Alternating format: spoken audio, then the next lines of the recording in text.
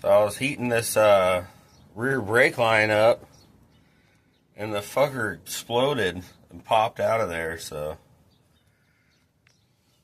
there you go. I didn't know that could happen, but the more you know.